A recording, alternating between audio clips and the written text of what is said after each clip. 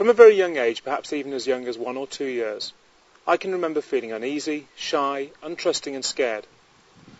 I remember having very bad dreams and feeling my heart race when I had to perform, as all kids do, doing cartwheels or singing a song in front of friends and family. I remember the fear that seemed to creep through me as I had to stand in class and recite a poem, and the horrors of steady growth of anxious sensations and thoughts during the build-up to school plays and sports matches. Okay, I didn't have an easy childhood for so many reasons: bullying, teasing, being overweight, attention deficit disorder, and other factors in addition to the normal growing pains of a young boy.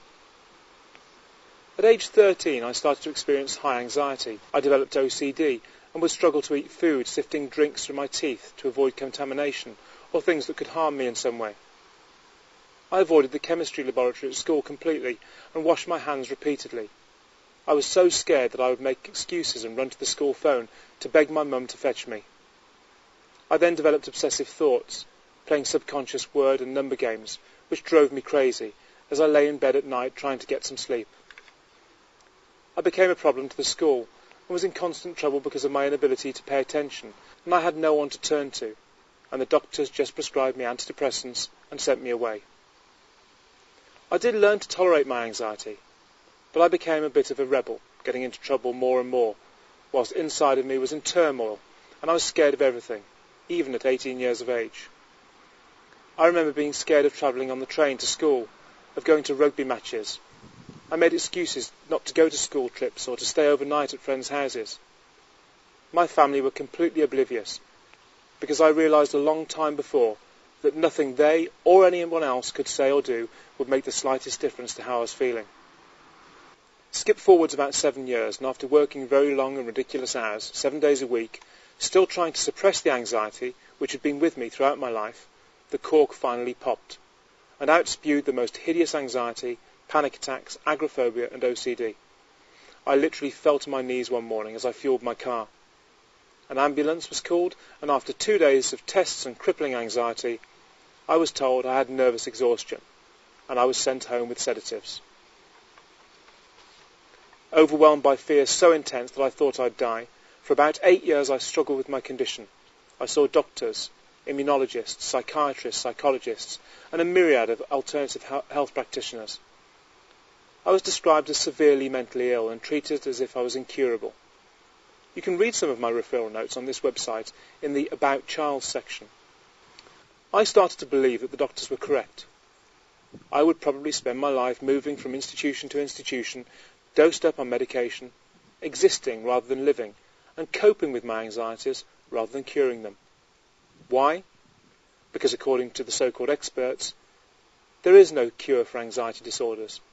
All you can do is learn coping strategies to make your life as comfortable as possible, and dose yourself up on medication which may, at best, mask the anxiety or force your heart to slow down to an acceptable level. Clients who come to me today believe the very same. They've been told too that anxiety can't be cured, that you just need to accept the fear and pop the pills. Keep a cap on it and hide it away, because it will never go away. I know now that these specialists are the crazies, not me, you, or any other anxiety sufferer in the world.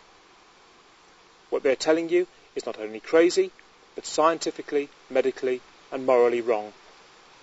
I decided that there was a solution, and that I was going to find it.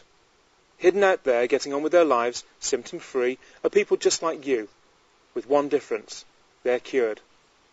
How? They all did the exact same thing. And my methods are what I discovered as a result of finding some of those people and simply asking them a group of very searching questions.